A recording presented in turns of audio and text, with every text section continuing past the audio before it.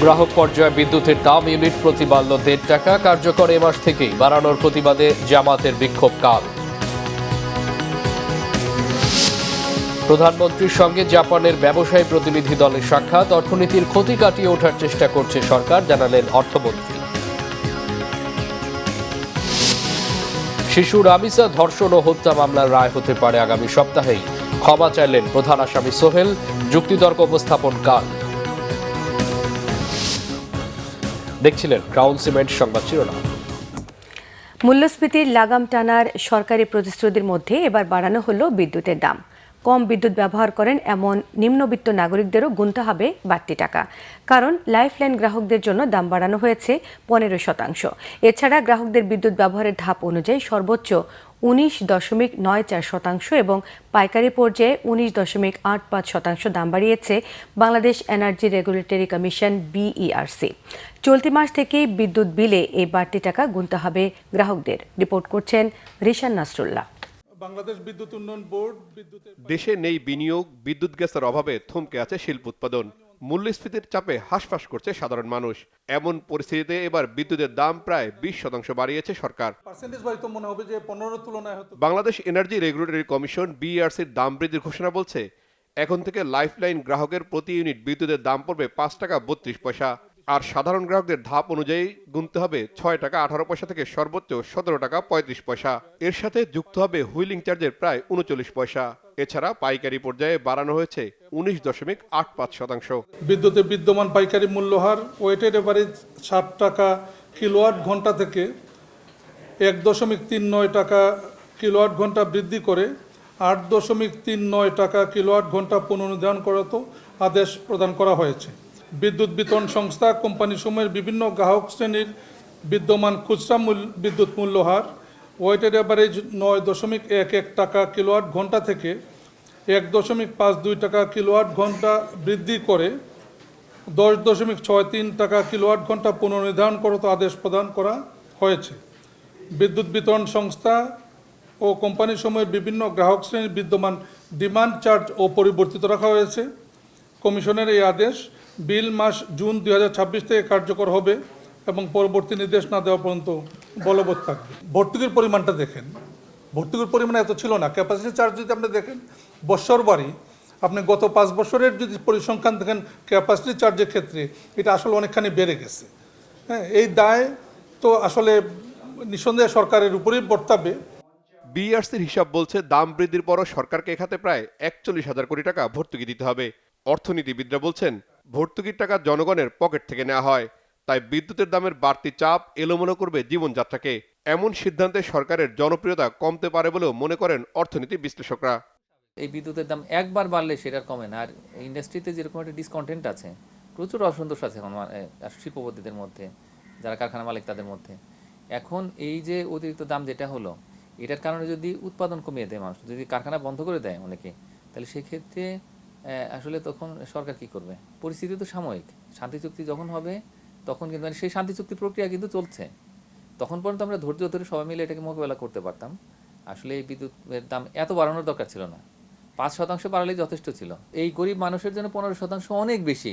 তাদের তো আয় বাড়ে না, তাদের খরচটা বেড়ে যায়। তো এটা তো আসলে হয় না, তাই না? সুতরাং আমার মনে হয় কি যে এই লাইফলাইন কাস্টমারদের জন্য একটু রিভিউ করা উচিত। এর আগে গেল মে মাসে বিদ্যুতের দাম বৃদ্ধির প্রস্তাব নিয়ে গণশুনানি করে BERC। শুনানির 2 সপ্তাহের মধ্যেই বিদ্যুতের দাম বৃদ্ধির ঘোষণা দিল কমিশন। আসলে আমরা সবসময় কি দেখি, যখন BERCর শুনানি হয়, শুনানির কিন্তু গ্রাহকদের সমস্যা সমাধানের জন্য করা হয় না।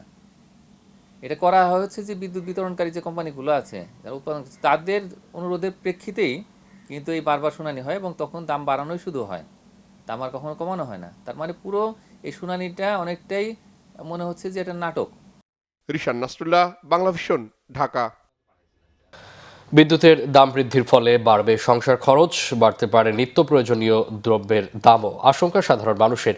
তারা বলছেন, হঠাৎ করে বিদ্যুতের দাম বৃদ্ধিতে জীবনযাত্রার ব্যয় বেড়ে গিয়ে বদলে যাবে সংসারের হিসাব নিকাশ, বাড়বে ভোগান্তি। নাবিল জাহাঙ্গীরের রিপোর্টে বিস্তারিত। পাইকারি থেকে গ্রাহক পর্যায়ে বিদ্যুতের দাম বেড়েছে 16 থেকে প্রায় 20% পর্যন্ত। সরকারের এমন সিদ্ধান্তে খুশি হতে পারছেন না নিম্ন আয়ের মানুষ থেকে শুরু করে সাধারণ ব্যবসায়ীরাও। তারা বলছেন ঊর্ধ্বগতির বাজারে সংসার খরচ চালাতে যেখানে সাধারণ মানুষকে হিমশিম খেতে হয়, সেখানে বিদ্যুতের দাম গ্রাহক পর্যায়ে এক লাফে ৳1.52 বৃদ্ধিতে খরচের চাপ আরও বাড়বে। তা সরকারের উচিত হবে না এই বিদ্যুৎ দামটা বাড়ানো। তাহলে আমরা রিক্সা চালাই, গাড়ি চালাই, অটো গাড়ি চালাই, আমার মনে করেন তাহলে 300 টাকা বেশি এসে যায়। 300 টাকা হলে মনে করেন তো আমার একটু কম হইলে আমার সুবিধা ভালো হয়। বিদ্যুতের দাম না ওইদিকে না থাকায় এই যে অটোগুলা চলতেছে যে অবৈধভাবে কত বিদ্যুৎ অপচয় হচ্ছে, এইগুলার দিকে তাকাইলে সবচেয়ে ভালো। তো জনগণ অসহায়, কোনো কিছুই তো জনগণের ইচ্ছা মতো হইতেছে না। আমরা সাধারণ মানুষ, 1.5 টাকা তো পার ইউনিটে, এটা আমার কাছে একটু বেশি মনে হচ্ছে।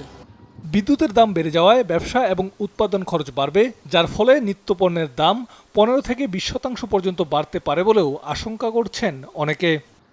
চাপ তো অবশ্যই, একদিকে তেলের দাম বাড়তেছে, বিদ্যুতের দাম বাড়তেছে, যে সাথে সাথে নিত্য প্রয়োজনীয় জিনিসপত্রের দামও বাড়বে। প্রতিটা পণ্যের মূল্য বেড়ে যাবে, কস্টিং বেড়ে যাবে, স্বাভাবিক। আপনি 20% বাড়েছেন, অটোমেটিকলি 25 থেকে 30% বাড়বে, কারণ কেউ পকেট থেকে দিবে না। সব কিছুতেই দাম বেড়ে যাবে, সব কিছুর দ্রব্যমূল্য সব কিছু বেড়ে যাবে। সাধারণ মানুষের আয় ব্যয়ের বিবেচনায় বিদ্যুতের দাম পুনর্বিবেচনা করবে সরকার, এমনটাই প্রত্যাশা তাদের। নাবিল জাহাঙ্গীর, বাংলা ভিশন, ঢাকা। বাজেটের আগে বিদ্যুৎ ও জ্বালানি তেলের দাম বাড়িয়ে জনগণের উপর বোঝা চাপিয়ে দেওয়া হয়েছে বলে অভিযোগ করেছেন বিরোধী দলীয় নেতা ও জামায়াত ইসলামের আমির ডাক্তার শফিকুর রহমান। এর প্রতিবাদে বৃহস্পতিবার সারা দেশে বিক্ষোভ কর্মসূচি পালনের ঘোষণা দিয়েছেন তিনি। রাজধানীতে অনুষ্ঠিত ঈদ পুনর্মিলনী অনুষ্ঠানে গিয়ে তিনি অভিযোগ করেন, জ্বালানি তেল, গ্যাস ও বিদ্যুতের দফায় দফায় মূল্যবৃদ্ধির কারণে সাধারণ মানুষের জীবনযাত্রার ব্যয় বেড়েছে। তিনি বলেন, মূল্যবৃদ্ধির প্রভাব সরাসরি নিত্যপণ্যের বাজারে পড়ছে, যার ফলে নিম্ন ও মধ্যবিত্ত শ্রেণীর উপর চাপ তৈরি হয়েছে। এ সময় তিনি দেশের ব্যাংকিং খাত নিয়েও উদ্বেগ প্রকাশ করেন। ইসলামী ব্যাংককে কেন্দ্র করে চলমান পরিস্থিতি নিয়ে প্রশ্ন তুলে তিনি দাবি করেন, কিছু প্রতিষ্ঠানের নিয়ন্ত্রণ নিয়ে রাজনৈতিক বিতর্ক সৃষ্টি হয়েছে। এ সময় তিনি বাংলাদেশ ব্যাংকের গভর্নর সহ সংশ্লিষ্ট ব্যাংকিং খাতের শীর্ষ কর্মকর্তাদের পদত্যাগের দাবি জানিয়েছেন। আমরা আগামীকালে সারা দেশব্যাপী জ্বালানির মূল্য বৃদ্ধি এবং তার কারণে অব্যাহত দ্রব্যমূল্য বৃদ্ধির প্রতিবাদে ইনশাআল্লাহ আমরা কর্মসূচি পালন করব। বাংলাদেশ ব্যাংকে গভর্নর একজনকে বসিয়েছেন, সেই লোক একটা গার্মেন্ট ফ্যাক্টরির মালিক, এমডি। তিনি নিজে ব্যাংক্রাফট হয়ে গেলেন, ঋণ খেলাপি হয়ে গেলেন। মাত্র 3 মাস আগে 2% ডাউন পেমেন্ট দিয়ে তিনি হয়েছেন রেগুলার। যে একটা গার্মেন্ট ফ্যাক্টরি চালাইতে পারলো না, ঋণ খেলাপি হয়ে গেল, গোটা বাংলাদেশের ব্যাংক ব্যবস্থা তার হাতে তুলে দেওয়া হলো। এখন যাকে চেয়ারম্যান হিসাবে ইসলাম ব্যাংকে দিয়েছে, তার নিজের আপন স্ত্রী ঋণ খেলাফি। সেই ঋণ খেলাফির জামাই হবে ইসলামী ব্যাংকের চেয়ারম্যান। দেশের সব মানুষের কথা বিবেচনা করে এবারের বাজেট দেওয়া হচ্ছে জানিয়েছেন অর্থমন্ত্রী আমির খসরু মাহমুদ চৌধুরী। তিনি জানান, বাংলাদেশের অর্থনীতি হবে বিনিয়োগ ভিত্তিক। প্রধানমন্ত্রী তারেক রহমানের সঙ্গে জাপানের ট্রেডিং ও বিনিয়োগ প্রতিষ্ঠান মিৎসুই অ্যান্ড কোম্পানির প্রতিনিধি দলের সাক্ষাতের পর এই তথ্য জানান অর্থমন্ত্রী। মিৎসুই অ্যান্ড কোম্পানি বৈশ্বিক পর্যায়ে লজিস্টিক, অবকাঠামো, ধাতু, জ্বালানি এবং খাদ্য বাণিজ্য সহ বিভিন্ন খাতে কার্যক্রম পরিচালনা করে। প্রধানমন্ত্রীর সঙ্গে সাক্ষাৎকালে মিৎসুই প্রতিনিধি দলের মধ্যে উপস্থিত ছিলেন প্রতিষ্ঠানটির এশিয়া প্যাসিফিক অঞ্চলের প্রধান নির্বাহী কর্মকর্তা মাকাতো সাতো, এশিয়া প্যাসিফিক বিজনেস ইউনিটের চিফ স্ট্র্যাটেজি অফিসার তাকানোবু মোরায়ামা, মিৎসুই বাংলাদেশের কান্ট্রি চেয়ারপারসন কেইনজিরো কাওয়ামোতো। পরে আমির খসরু মাহমুদ চৌধুরী জানান, অর্থনীতির ক্ষতিপূরণে কাজ করছে সরকার।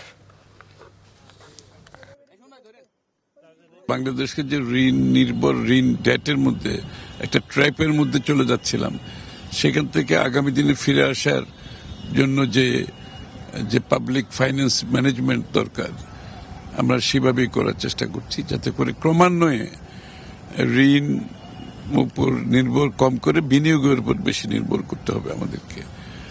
আমাদের পরিচালন ব্যয় ক্রমান্বয়ে কমিয়ে আনতে হবে, বিনিয়োগ বেশি বাড়াতে হবে। প্রধানমন্ত্রী তারেক রহমানের সঙ্গে সাক্ষাৎ করেছেন লেফটেন্যান্ট জেনারেল মোহাম্মদ আসাদুল্লাহ মিনহাজুল আলম। জাতিসংঘের শান্তিরক্ষা মিশনের ফার্স্ট কমান্ডার হিসেবে দায়িত্ব পালন করতে সাইপ্রাস যাবার আগে প্রধানমন্ত্রীর সঙ্গে সাক্ষাৎ করেন তিনি। সচিবালয়ের মন্ত্রিপরিষদ বিভাগে প্রধানমন্ত্রীর কার্যালয়ে সাক্ষাৎ অনুষ্ঠিত হয়। এ সময় প্রধানমন্ত্রী ও প্রতিরক্ষা বিষয়ক উপদেষ্টা অবসরপ্রাপ্ত brigadier general AKM Shamsul Islam উপস্থিত ছিলেন।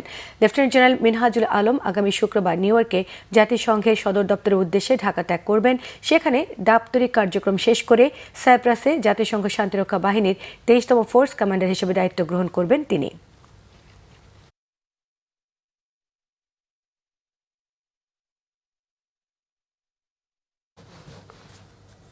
এদিকে জাতিসংঘের সাধারণ পরিষদের সভাপতি পদে বাংলাদেশের প্রার্থী নির্বাচিত হওয়া দেশের মানুষের জন্য গর্বের বিষয় এবং বাংলাদেশের গণতন্ত্রের বিজয় বলেছেন পররাষ্ট্র প্রতিমন্ত্রী শামা ওবায়েদ। সকালে পররাষ্ট্র মন্ত্রণালয়ে সাংবাদিকদের সঙ্গে আলাপকালে পররাষ্ট্র প্রতিমন্ত্রী বলেন, শুধু জাতিসংঘ নয়, সারা বিশ্বের বাংলাদেশের উপর আস্থা রয়েছে। এই নির্বাচন সেই আস্থারই প্রমাণ। এটি বিএনপির ধারাবাহিক কূটনৈতিক প্রচেষ্টার সাফল্যের প্রতিফলন বলেও উল্লেখ করেন তিনি। ইনকিলাব মঞ্চের মুখপাত্র ওসমান হাদী হত্যাকাণ্ডের পেছনে কার হাত রয়েছে তা জানেন বলে গতকাল এক বক্তব্যে দাবি করেছেন পশ্চিমবঙ্গের তৃণমূল কংগ্রেস নেত্রী মমতা বন্দ্যোপাধ্যায়। এ প্রসঙ্গেও কথা বলেছেন প্রতিমন্ত্রী শামা ওবায়েদ। হাতি হত্যার বিচার আমরা চাই এবং এই যাদেরকে যারা ধরা পড়েছে ভারতে তাদেরকে ফেরত এনে এখানে বিচার বাস্তবায়ন করতে হবে, দ্রুত করতে হবে। সেই বিষয়ে কিন্তু আমরা সচেষ্ট আছি। এখন আরেকজন একটা ইলেকশন হয়েছে আরেকটা দেশে, পাশের দেশে, সেখানে যিনি হেরে গেছেন তিনি বলছেন ওনাদের সরকারকে উদ্দেশ্য করে, সেটা নিয়ে এখানে আমার বাংলাদেশে আমার কমেন্ট করা উচিত হবে বলে আমি মনে করি না। এবং কিন্তু আমরা হাতি হত্যার ব্যাপারে আমরা ডিরেক্টলি গভর্নমেন্টের সাথে, কারণ আমার যদি এই কালপিটদেরকে ফেরত আনতে হয় তাদেরকে কিন্তু আমরা ভারত সরকারের সাথে কূটনৈতিক সম্পর্কের মাধ্যমে আমার ফেরত আনতে হবে এবং সেইগুলো কিন্তু আমরা কাজ করছি খুবই সিরিয়াসলি এবং এটা কিন্তু এগিয়েছে, বেশ ভালো এগিয়েছে। তো সুতরাং আমরা ওই দিকে আগাতে চাই। হ্যাঁ, তা এখন সেটা যদি বাংলাদেশের সাথে যদি তারা কোনো কথা বলে তখন সেটা আমরা দেখি। স্বল্পোন্নত দেশ বা এলডিসি তালিকা থেকে বাংলাদেশের উত্তরণ 3 বছর পেছানোর অনুরোধ ইতিবাচকভাবে বিবেচনার সুপারিশ করেছে জাতিসংঘের committee for development policy CDP. এই সিদ্ধান্ত সরকারি বেসরকারি খাতের জন্য ইতিবাচক ফল বয়ে আনবে বলে মনে করছেন Dhaka chamber of commerce and ইন্ডাস্ট্রির সভাপতি তাসকিন আহমেদ। বিষয়টি বিএনপি সরকারের সফলতা বলে মন্তব্য করেছেন তিনি। প্রেজেন্ট গভর্নমেন্টের এটা সবচেয়ে ওয়ান অফ দ্য মেজর, মানে ওনাদের 100 দিন হয়েছে, ওয়ান অফ দ্য ফার্স্ট সার্থকতা। ওনারা প্রথম কর্মদিবসেই কিন্তু 18ই ফেব্রুয়ারি ওনারা অ্যাপ্লাই করেছেন ফর আ স্ট্র্যাটেজিক ডেফারেন্স। আমরা এলডিসি গ্র্যাজুয়েশন করতে চাই এবং আমরা দেশ হিসেবে উন্নতির দিকে যেতে চাই। তো প্রথম সিডিপি ইউএন সিডিপির সাথে যে মিটিং ছিল ওনারা একটা পজিটিভ রেসপন্স করেছেন যে বাংলাদেশকে দেওয়া যেতে পারে। সো এটা তো ইভেনচুয়ালি এটার লাস্ট ভোটাভুটিটা হবে ইউনাইটেড নেশনস জেনারেল অ্যাসেম্বলিতে।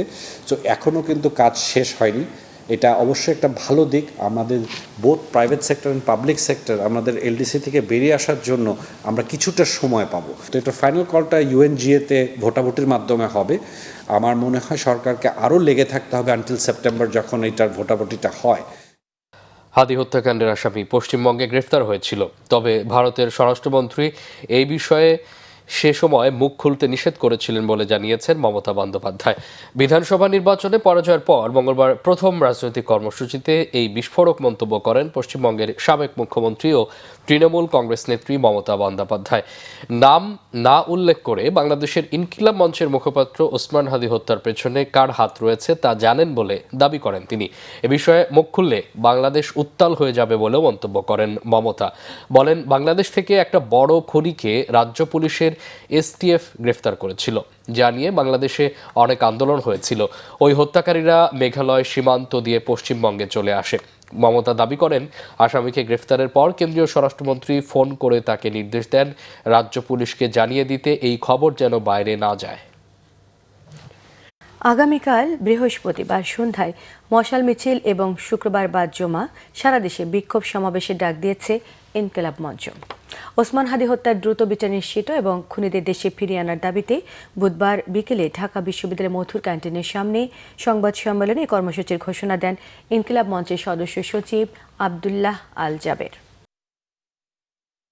আমরা চাই এই রাষ্ট্রের কুশীলবরা যাতে আলোর মুখ দেখে, এই জন্য আগামীকাল সন্ধ্যায় ইনকিলাব মঞ্চের পক্ষ থেকে আমরা একটা মশাল মিছিলের আয়োজন করেছি। শুক্রবার বাদ জুমা আমরা এই ঢাকা বিশ্ববিদ্যালয়ের কেন্দ্রীয় মসজিদ থেকে একটি বিক্ষোভের ডাক দিয়েছি এবং বাংলাদেশের সকল জনগণকে শহীদ ওসমান হাদীর খুনিদেরকে বিচারের মুখোমুখি করবার জন্য বাদ জুমা সারা দেশে বিক্ষোভ আহ্বান করছি জনগণের পক্ষ থেকে। আগামী সপ্তাহেই হতে পারে রাজধানীর পল্লবীতে 8 বছরের শিশু রামিসাকে ধর্ষণ ও হত্যা মামলার রায়। বুধবার আলোচিত এই মামলার আত্মপক্ষ সমর্থনে আসামিদের বক্তব্য উপস্থাপন শেষে সাংবাদিকদের এই তথ্য জানান পাবলিক প্রসিকিউটর ওমর ফারুকি। মামলায় যুক্তিতর্ক উপস্থাপন আগামীকাল। রকুনুজ্জামানের রিপোর্ট। বুধবার সকালে রামিসা ধর্ষণ ও হত্যা মামলার 2 আসামিকে আনা হয় ঢাকা মহানগর দায়রা জজ আদালতে। আদালতের কার্যক্রমের শুরুতেই বিচারক আসামিদেরকে তাদের বিরুদ্ধে দেয়া সাক্ষীদের জবানবন্দি পড়ে শোনান।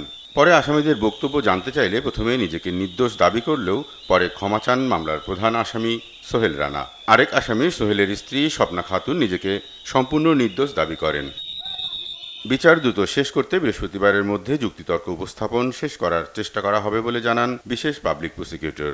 নিজেকে আদালতের নিকট মাপ চেয়েছেন, অর্থাৎ দোষী নিয়েছেন। আর দ্বিতীয় স্বপ্না খাতুন যে আসামি, উনি স্বাভাবিকভাবে আসামিগণ যেভাবে নির্দোষ দাবি করেন উনিও সেই নির্দোষ দাবি করেছেন। আগামী সপ্তাহে এই মামলার রায় হবে বলে প্রত্যাশা পাবলিক প্রসিকিউটরের। আমরা আশা করছি যেহেতু আগামীকাল যুক্তিতর্ক শুনানি হবে, আমরা আশা করছি আগামী সপ্তাহে, যেহেতু শুক্র শনিবার বন্ধ, আগামী সপ্তাহের প্রথম দিকে এই মামলাটি রায় হবে। এদিকে আসামির ক্ষমা চাওয়ার বিষয়টিকে আমলে নিয়ে বিচার কাজ এগিয়ে নেওয়ার আহ্বান জানান আসামিদের জন্য রাষ্ট্রনিযুক্ত আইনজীবী। সে বলছে আমি ভুল করেছি, আমি মাপ চাই। আসামি বলেছে আমি ভুল করেছি, আমি মাপ চাই। গত 19 মে মিরপুরের পল্লবীতে প্রতিবেশীর ফ্ল্যাট থেকে উদ্ধার করা হয় 8 বছরের শিশু রামিসার খণ্ডিত মরদেহ। রকুনুজ্জামান, বাংলা ভিশন, ঢাকা। রাজধানীর মিরপুরের একটি বাসা থেকে বৃদ্ধা নূরজাহান বেগমের মরদেহ উদ্ধারের ঘটনায় তদন্ত চেয়ে হাইকোর্টে রিট দাখিল করা হয়েছে। এদিকে নূরজাহান বেগমের ছেলে যুগ্ম সচিব AK আনিসুর রহমানকে মংলা বন্দর থেকে প্রত্যাহার করেছে জনপ্রশাসন মন্ত্রণালয়। বুধবার সুপ্রিম কোর্টের আইনজীবী শরীফ সরকার জনস্বার্থে রিট দায়ের করেন। রিটকারীর আইনজীবী ব্যারিস্টার HM সঞ্জিত সিদ্দিকী জানান, রিটে 75 বছর বয়সী নূরজাহান বেগমের সঙ্গে মানবাধিকার লঙ্ঘনের ঘটনা ঘটেছে কিনা এবং তার প্রতি কোনো অবহেলা করা হয়েছে কিনা সে সকল বিষয়ে তদন্তের নির্দেশনা চাওয়া হয়েছে। গত রবিবার মিরপুর 11 নম্বরের একটি বাসা থেকে 75 বছর বয়সী নূরজাহান বেগমের মৃতদেহ উদ্ধার করে পুলিশ। বেশ কিছুদিন আগে তার মৃত্যু হয়েছে বলে ধারণা করছে পুলিশ। ইসলামী ব্যাংকের নবনিযুক্ত চেয়ারম্যানের নিয়োগ বাতিলের দাবিতে টানা 3য় দিনের মতো বিক্ষোভ করেছেন গ্রাহকরা। এ সময় সাবেক MD ওমর ফারুক খানকে পুনর্বহালের পাশাপাশি বর্তমান চেয়ারম্যান খুরশিদ আলম সহ বোর্ডের সকল সদস্যদের পদত্যাগের দাবিও জানান তারা। তবে কেন্দ্রীয় ব্যাংকের মুখপাত্র আরিফ হোসেন খান জানিয়েছেন, নবনিযুক্ত চেয়ারম্যানকে প্রত্যাহারের কোনো কারণ নেই। শুভ মাহফুজের রিপোর্ট। সচেতন গ্রাহক ফোরামের ব্যানারে টানা 3য় দিনের বিক্ষোভ। বুধবার সকাল 9টা থেকে মতিঝিলের দিলকুশা ইসলামী ব্যাংক টাওয়ারের সামনে জড়ো হন ইসলামী ব্যাংকের গ্রাহকরা। এ সময় তারা নবনিযুক্ত চেয়ারম্যান খুরশিদ আলমের নিয়োগ প্রত্যাহার চেয়ে বিক্ষোভ মিছিল করেন। মিছিলটি দিলকুশা থেকে প্রেস ক্লাব গিয়ে শেষ হয়।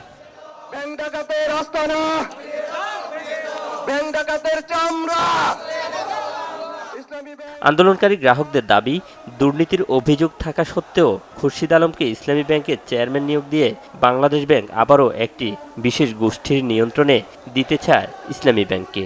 5ই আগস্টের পরে খুরশিদ আলমকে বাংলাদেশ ব্যাংক থেকে বের করে দেওয়া হয়েছে। এখন আবার তাকে কিভাবে ফ্যাসিস্টের দোষর আবার ইসলামী ব্যাংকের চেয়ারম্যান হিসেবে তাকে নিয়োগ দেয়? প্রাইভেট ব্যাংকগুলো তাদের নিজস্ব গতিতে চলবে। এখানে সরকার যদি এসে হস্তক্ষেপ করে তো অবশ্যই সেখানে গ্রাহকদেরও একটা উদ্বিগ্ন হওয়ার বিষয় থাকে। সে ইসলামী ব্যাংকের সংস্কৃতি, কালচার, আইডিওলজির সাথে কোনোভাবেই তার সম্পৃক্ততা নাই, কিন্তু সে তার ব্যাপারে বাংলাদেশ ব্যাংকের 10,000 কোটি টাকা লুটপাট হয়েছিল সেই ব্যাপারে তার অভিযোগ আছে। সে একজন ফেসিস্টকে কিভাবে একজন ইসলামী ব্যাংকের মতো একটা দিনী প্রতিষ্ঠান, একটা আর্থিক ইসলামিক প্রতিষ্ঠানের দায়িত্ব তাকে দেওয়া হয়? বুঝতে আর বাকি নাই এখানে কি চলছে। আমরা সেটা হতে দেব না, এটাই আমাদের দাবি। নতুন চেয়ারম্যানের নিয়োগ বাতিল ও আগের এমডিকে পুনর্বহাল করা সহ 7 দফা দাবি না মানা পর্যন্ত আন্দোলন চালিয়ে যাওয়ার ঘোষণা দেন সচেতন গ্রাহক ফোরামের আহ্বায়ক। 3 দিন খেলাপি, তিনি ফ্যাসিস্ট স্বৈরাচারের দোষর। তাকে বাংলাদেশ ব্যাংকের ডেপুটি গভর্নর হিসেবে মনোনয়ন দেওয়ার পরেই ব্যাংকের কর্মকর্তা কর্মচারীদের আন্দোলনের মুখে তিনি পদত্যাগ করে পালিয়ে যেতে বাধ্য হয়েছে। এই ধরনের একজন ব্যক্তিকে আমরা কোনোভাবে ব্যাংকের চেয়ারম্যান হিসেবে মেনে নিব না, ফলে তার নিয়োগ অবশ্যই বাতিল করতে হবে। ইসলামী ব্যাংকের সুযোগ্য ব্যবস্থাপনা পরিচালক ওমর ফারুক খানকে পুনর্বহাল করতে হবে। নবনিযুক্ত চেয়ারম্যানকে প্রত্যাহার না করার সিদ্ধান্তে এখনও অটল কেন্দ্রীয় ব্যাংক। প্রতিষ্ঠানটির মুখপাত্র বলেন, রাস্তার আন্দোলনের প্রভাব পড়বে না ব্যাংকে। বাংলাদেশ ব্যাংক অবশ্যই কোনো প্রেসারে এই সিদ্ধান্ত গ্রহণ করেনি। বাংলাদেশ ব্যাংক একজন চেয়ারম্যান দিতে চেয়েছে, ভেবেছে যে বাংলাদেশ ব্যাংকের মানে সাবেক নির্বাহীদের মধ্যে ঊর্ধ্বতন কর্মকর্তাদের মধ্যে কাকে হলে ভালো হয়, তখন তাকে ডিসাইড করেছে, সেই হিসেবে তাকে নিয়োগ দেওয়া হয়েছে। আন্দোলনকারীরা নতুন চেয়ারম্যানকে ইসলামী ব্যাংকে ঢুকতে না দেওয়ার যে হুমকি দিয়েছে, সেই প্রসঙ্গে কেন্দ্রীয় ব্যাংকের মুখপাত্র জানান, কোনো ব্যাংকের চেয়ারম্যানের নিয়মিত ব্যাংকে যাওয়ার বাধ্যবাধকতা নেই। চেয়ারম্যানকে ডে টু ডে ব্যাংকে যাওয়ার কোনো কারণ দেখি না। শুভ মাহফুজ, বাংলা ভিশন, ঢাকা। আসছে বাজেটে বিদ্যুৎ জ্বালানি খাতে অগ্রাধিকার দেয়া হলেও তা আর্থিক সংকট মেটাতে যথেষ্ট নয় বলছেন বিশ্লেষকরা। এছাড়া আইএমএফ-এর শর্ত মানতে হলে বাড়তি দামের চাপ পড়বে জনগণের উপর। তাই বৈশ্বিক সমস্যা পর্যালোচনা করে বিনিয়োগে গতি আনতে বাজেটে বিদ্যুৎ জ্বালানি খাতে সুস্পষ্ট পদক্ষেপ নেওয়ার তাগিদ দিয়েছেন বিশেষজ্ঞরা। রিশান নাসরুল্লাহর রিপোর্টটি দেখুন। বৈশ্বিক সংকট, আওয়ামী লীগ সরকারের রেখে যাওয়া বকেয়া ও আইএমএফের চাপে অনেকটাই পিষ্ট বিদ্যুৎ ও জ্বালানি খাত। সরবরাহ সংকটে থমকে আছে শিল্প উৎপাদন। এরই মধ্যে 2 দফায় বাড়ানো হয়েছে জ্বালানি তেলের দাম। চলতি মাসে বিদ্যুতের জন্য বাড়তি অর্থ গুনতে হবে গ্রাহকদের। এমন পরিস্থিতিতে নতুন সরকারের প্রথম বাজেটে বাড়তি চাপ তৈরি না করার পরামর্শ বিশেষজ্ঞদের।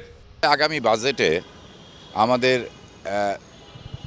ব্যবসা বান্ধব এবং প্লাস জনভোগান্তি যেভাবে দূর করা যায়, যাতে মানুষের কাছে সহনশীল একটা পরিবেশ তৈরি করা যায়, সেই রকম পদক্ষেপ নেওয়া জরুরি।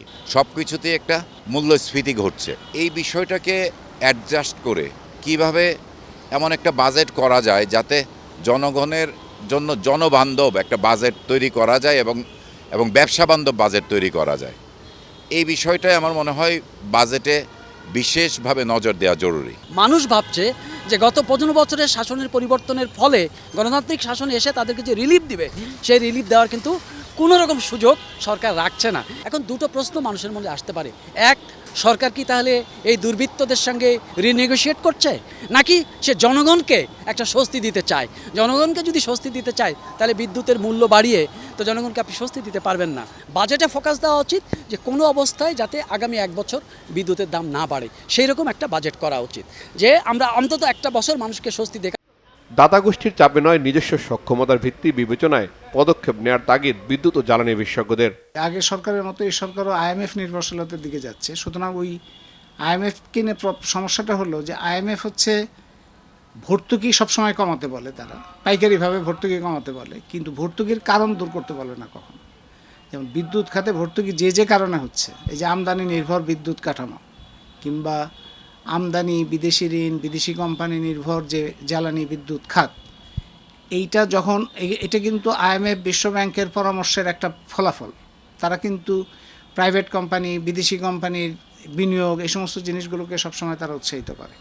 কিন্তু এগুলির কারণেই কিন্তু এই আজকের এই মানে বিদ্যুৎ খাতের ব্যয়টা অনেক বেশি বেড়েছে। দেশি বিদেশি প্রাইভেট কোম্পানির মুনাফা ঠিক থাকলো, কিন্তু চাপটা এসে পড়ে তখন জনগণের উপরে। এই ভর্তুকি কমানোর চাপটা এসে সেই জন্য সরকারের স্বাধীনভাবে চিন্তা করার একটা দক্ষতা অর্জন করার দরকার। মানে সব আইএমএফের চোখ দিয়ে না দেখে, বিশ্ব ব্যাংকের চোখ দিয়ে না দেখে, নিজেরা দেখার যে আমি কিভাবে বিদ্যুৎ খাতে উৎপাদন ব্যয়টা কমাবো, কিভাবে করলে কম খরচে আমি বিদ্যুৎ উৎপাদন করতে পারি, ভর্তুকি কমাতে, তখন ভর্তুকি স্বয়ংক্রিয়ভাবেই কমে যাবে।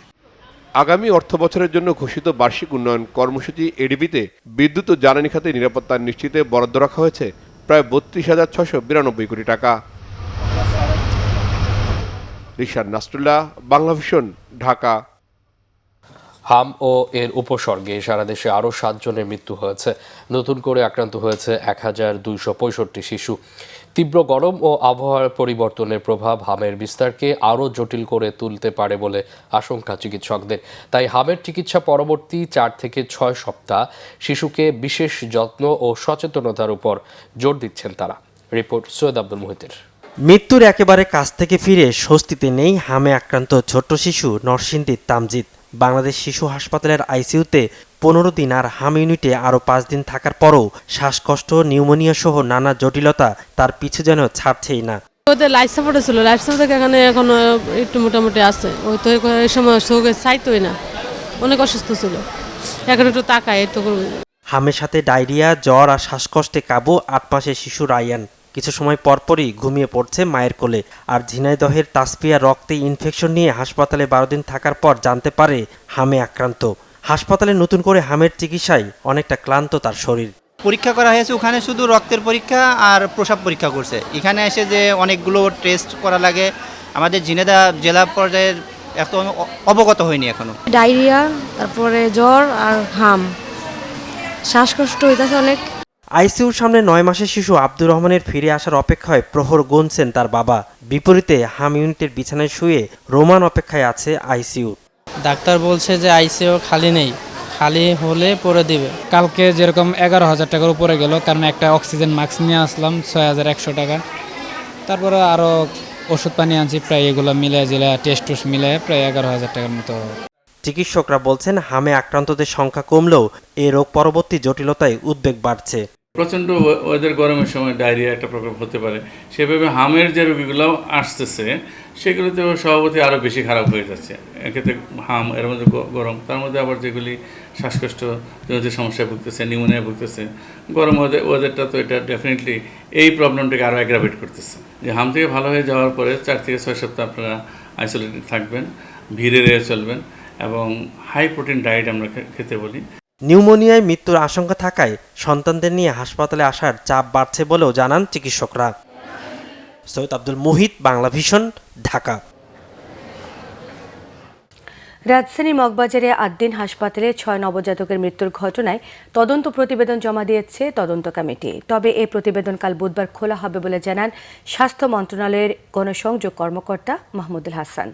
এর আগে স্বাস্থ্যমন্ত্রী সর্দার সাখাওয়াত হোসেন জানিয়েছেন, এই ঘটনায় পোস্টমর্টেম ছাড়া মামলা হলেও এই সুযোগ কাজে লাগিয়ে আসামি পক্ষে আইনি সুবিধা নিতে পারবে না। তিনি বলেন, এই অপরাধের কোনো ছাড় দেওয়া হবে না, বিচারক আবেগতাড়িত হয়ে রায় দেবেন না। সকালে সচিবালয়ের নিজ দপ্তরে সাংবাদিকদের সঙ্গে এসব কথা বলেন তিনি।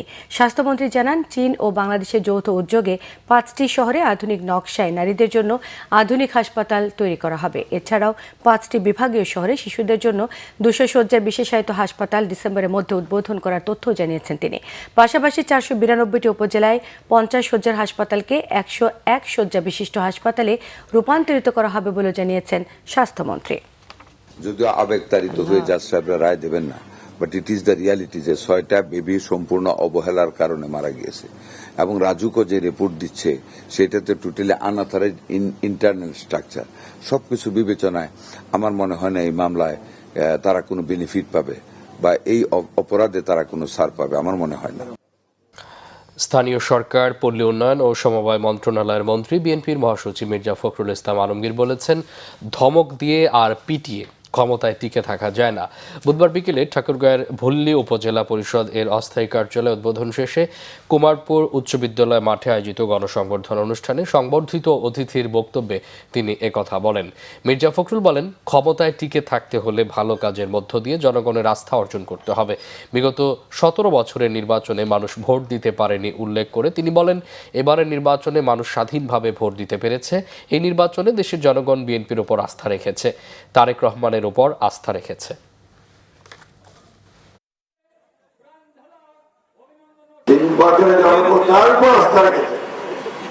বিএনপির উপর আস্থা রেখেছে, তারেক রহমানের নেতৃত্বের উপর আস্থা রেখেছে, তাই না? ঠিক কিনা?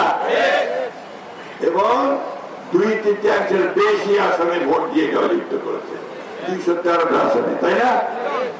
একটা দলকে এমন একটা অবস্থা তৈরি করছিল মনে হচ্ছে বিএনপি নাই, তারেক রহমান নাই, ওই আগে কিছু ব্যবস্থা এরকম কাজগুলো সৃষ্টি করছিল না।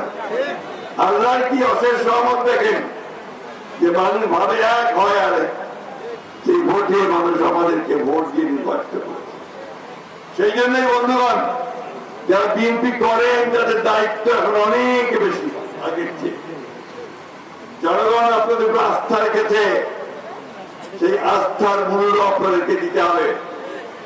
আপনাদের কর্মকাণ্ডে তার প্রতিফলন করতে হবে, জনগণের ভালোবাসা আপনাদের অর্জন করতে হবে।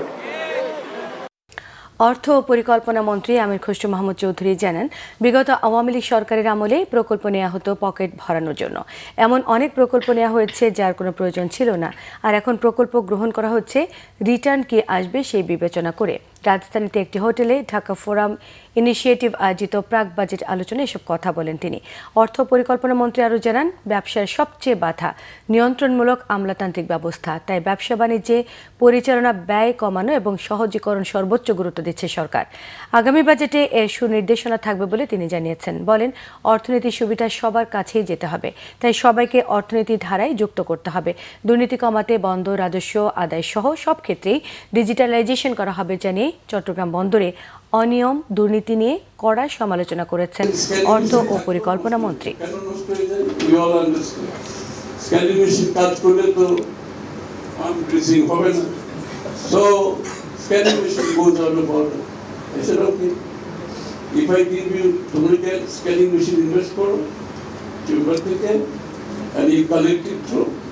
সংসদ সদস্যদের দায়িত্ব পালনে সংবিধান ও কার্যপ্রণালী বিধি সম্পর্কে সম্যক জ্ঞান থাকা অপরিহার্য বলে মন্তব্য করেছেন জাতীয় সংসদের স্পিকার হাফিজউদ্দিন আহমদ বীর বিক্রম।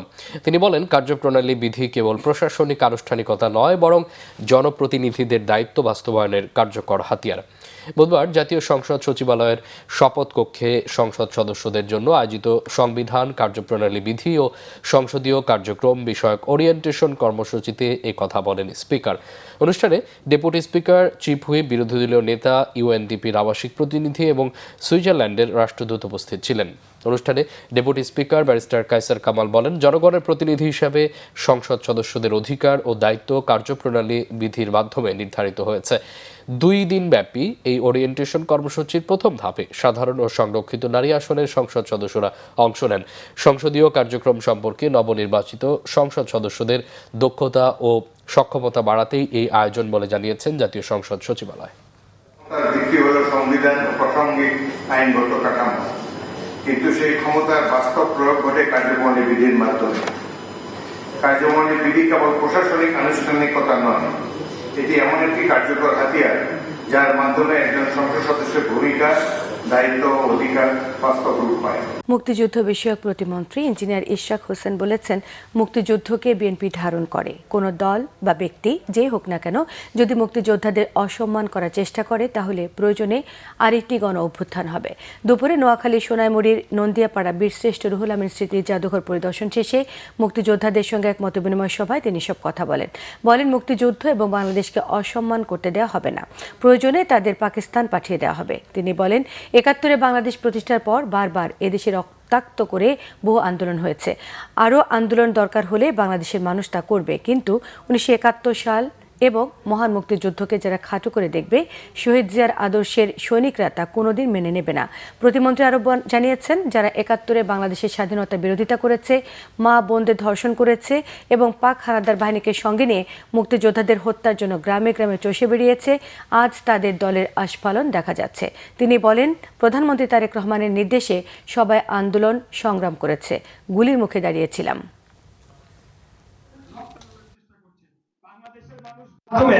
মুক্তিযোদ্ধাদেরকে কিন্তু অসম্মানিত করা হয়েছে। এখন আমরা ভুয়া মুক্তিযোদ্ধা শব্দটির আগে ভুয়া শব্দটি জড়িত হয়ে গেছে। এটা কোনোভাবে একজন মুক্তিযোদ্ধা সন্তান হিসেবে আমার কাছে ভালো লাগে না। তাই আমরা এই তালিকা নিয়েও কাজ করব। ইতিমধ্যে প্রায় 6000-এর অধিক অমুক্তিযোদ্ধাকে সেই মুক্তিযোদ্ধার তালিকা থেকে বাদ দেওয়া হয়েছে এবং জাতীয় মুক্তিযোদ্ধা কাউন্সিল এই কার্যক্রমটি চলমান রেখেছে। বীর নিবাসের বিষয়টি আমরা খতিয়ে দেখব। যারা প্রকৃত মুক্তিযোদ্ধা তাদের সুযোগ সুবিধা এবং তাদের জন্য গৃহ নির্মাণের যে প্রকল্প রয়েছে সেটিকে বাস্তবায়নের জন্য আমরা নিরলসভাবে কাজ করে চলেছি। পার্বত্য চট্টগ্রাম ভূমি কমিশন কার্যকরে সন্তু লারমার সহযোগিতা চেয়েছেন খাগড়াছড়ির সংসদ সদস্য ওয়াদুদ ভূঁইয়া। খাগড়াছড়ির বিশিষ্টজনদের সাথে শিশু একাডেমি মিলনায়তনে আয়োজিত মতবিনিময় সভায় তিনি এসব কথা বলেন। একই সাথে খাগড়াছড়ি তথা 3 পার্বত্য জেলায় টেকসই শান্তি উন্নয়ন সহ দীর্ঘমেয়াদী শান্তি বজায় রাখতে সাম্প্রদায়িক সম্প্রীতির বিকল্প নেই বলে জানান ওয়াদুদ ভূঁইয়া। বলেন, স্থায়ী শান্তি প্রতিষ্ঠা হলে পার্বত্য চট্টগ্রামে উন্নয়ন আরও টেকসই ও জনমুখী হবে। তিনি বলেন, পাহাড়ের বড় সমস্যা ভূমি বিরোধ। অনেকে পার্বত্য চট্টগ্রাম ভূমি কমিশনকে কার্যকরের কথা বলেছেন, কিন্তু ভূমি কমিশন পূর্ণাঙ্গ কার্যকর করতে আঞ্চলিক পরিষদের চেয়ারম্যান সন্তু লারমার আন্তরিকতা দরকার বলে মনে করেন ওয়াদুদ ভূঁইয়া। তিনি এগিয়ে আসলে সরকারও এগিয়ে আসবে বলে জানান তিনি। মোহাম্মদপুরের নূরজাহান রোডে আলোচিত ছিনতাইয়ের ঘটনায় জড়িত দুজনকে গ্রেফতার করেছে পুলিশ। সোমবার নারায়ণগঞ্জ বন্দর থানা এলাকায় অভিযান চালিয়ে তাদেরকে গ্রেফতার করে আইনশৃঙ্খলা রক্ষাকারী বাহিনী। সকালে ডিএমপি মিডিয়া সেন্টারে এক ব্রিফিংয়ে তথ্য জানান তেজগাঁও বিভাগের অতিরিক্ত পুলিশ কমিশনার মোহাম্মদ ফজলুল করিম। এই সময় তিনি জানান, তথ্য প্রযুক্তির সহায়তায় প্রথমে আনোয়ার, এরপর র্যাব 11-এর অভিযানিক দলের সাহায্যে জুয়েলকে নারায়ণগঞ্জ থেকে গ্রেফতার করা হয়। তাদের বিরুদ্ধে রাজধানীর বিভিন্ন থানায় 5টিরও বেশি মামলা রয়েছে। ছিনতাইয়ের কাজে ব্যবহৃত চাপাতি এবং ভুক্তভোগী নারীর ব্যাগও উদ্ধার করেছে আইনশৃঙ্খলা বাহিনী। পুলিশ জানায় এই ঘটনায় জড়িত অন্য গ্রেফতারে অভিযান চলছে। এদিকে রাজধানীর শ্যামলী আদাবর এলাকায় অভিযান চালিয়ে অপহরণকারী চক্রের 7 সদস্যকে আটক করেছে পুলিশ। চক্রটি দীর্ঘদিন ধরে মানুষ অপহরণ করে অর্থ আদায় করত বলে অভিযোগ রয়েছে।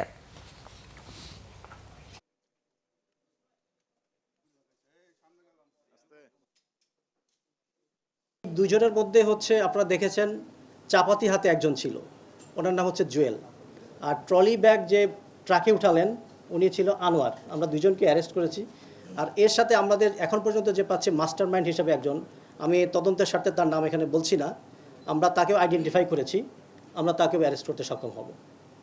আর লুণ্ঠিত যে তার কাছ থেকে যে মালামাল নিয়েছিল, এই ট্রলি ব্যাগ একটা ছিল আপনারা দেখেছেন, ট্রলি ব্যাগ যেটা, এটা আমরা উদ্ধার করতে পারিনি।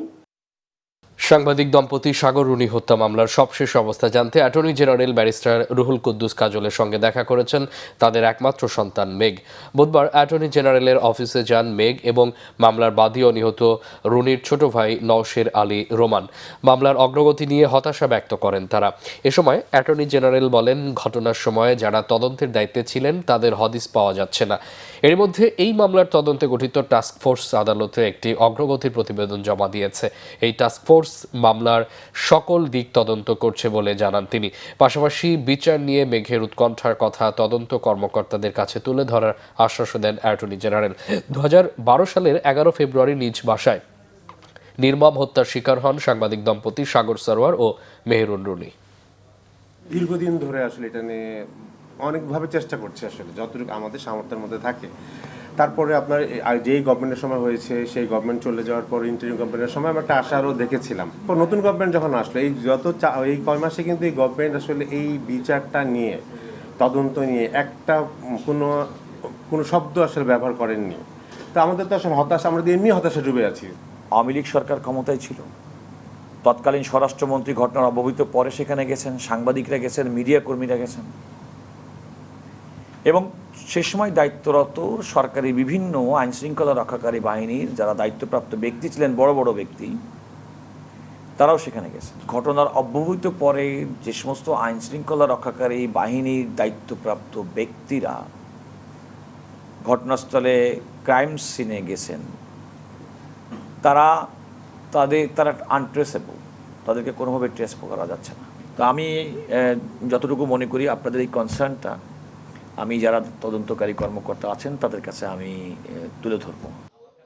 বাগেরহাটের ঐতিহাসিক খান জাহান রহমতুল্লাহ আলহের মাজার সংলগ্ন দিঘিতে থাকা একমাত্র নারী কমিটি সরিয়ে নেওয়া হয়েছে। বুধবার দুপুরে স্থানীয়দের সহায়তায় বন বিভাগের কুমির বিশেষজ্ঞরা দিঘির পূর্ব পাড়ের একটি ছোট পুকুর থেকে এই কমিটিকে ধরা হয়।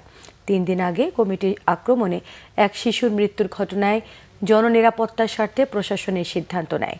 এদিকে কমিটিকে উদ্ধারের জন্য এদিন সকাল থেকে বন বিভাগ সহ প্রশাসনের লোকজন মাজার এলাকায় উপস্থিত হয়। বেলা 10:30টার দিকে দিঘির পূর্ব পাড়ে কমিটির দেখা মেলে, পরে তাকে ধরার কার্যক্রম শুরু হয়। 12টার দিকে খাবারের প্রলোভন দিয়ে কুমিরকে বেঁধে ফেলা হয়। এরপর এটিকে দিঘি থেকে তুলে খুলনার বন্যপ্রাণী উদ্ধার ও পুনর্বাসন কেন্দ্রে নিয়ে যায় বন বিভাগ। মঙ্গলবার রাতে জেলা প্রশাসনের সম্মেলন কক্ষে জরুরি সভায় জননিরাপত্তার স্বার্থে প্রাণীটি সরিয়ে নেওয়ার সিদ্ধান্ত জানানো হয়। এদিকে কমিটিকে সরিয়ে নেওয়ায় স্বস্তি প্রকাশ করেছে স্থানীয়রা। পরবর্তীতে কমিটির বিষয়ে চূড়ান্ত সিদ্ধান্ত জানানো হবে। এই ছিল এখনকার মতো। পরবর্তী সংবাদ রাত 1টায় দেখার আমন্ত্রণ রইল।